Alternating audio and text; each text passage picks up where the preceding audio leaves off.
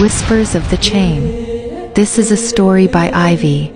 Long before the winds of change swept across the coasts of Africa, in a village nestled by the great rivers and dense forests of the Niger Delta, lived a proud and prosperous people. They were farmers, hunters, midwives, drummers, and healers, strong in spirit, rooted in tradition, and deeply bonded by family. Among them was Aghogho, a beautiful young woman known for her wisdom beyond her years. She sang songs her mother taught her, songs that held stories, warnings, and prayers. Her voice echoed through the evenings, calming children and elders alike.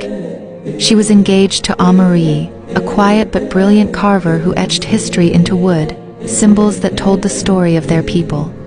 But peace did not last. One moonless night, when the stars were hidden and the village drums were silent, strange men came. They were not from any known tribe. They had guns, chains, and the cooperation of traders, men who had sold their kin for mirrors and rum. Screams pierced the air as fire consumed thatched roofs. Families were torn apart. Children cried for mothers. Fathers bled trying to fight.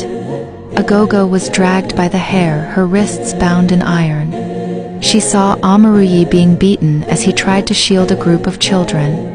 Her little brother, barely 8, was pulled by his leg into the darkness. That night, freedom died for many. They were marched to the coast like cattle. Some didn't survive the journey. Others tried to escape and were shot or thrown into rivers as warnings. At the coastal fortress, Aghogho was locked in a dark, damp dungeon with others, some naked, some bleeding, all broken. The air stank of death and despair. Still, Aghogho sang. Even in chains, even when hope seemed far, her voice rose in defiance.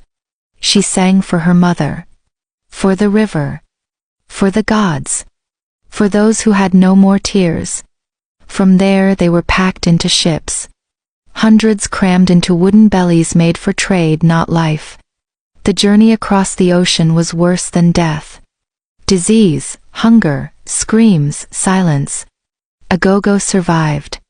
She was sold in a place far from home where her name was stripped from her. She was forced to answer to another, to work without rest, to forget. But she never forgot. At night, she carved symbols into trees behind the fields. She whispered old songs to the children of the other captives. She taught them how to say their names in their mother tongue. Her spirit refused to be broken. Aghogho too survived, sold elsewhere but never stopped teaching. In secret, he built a school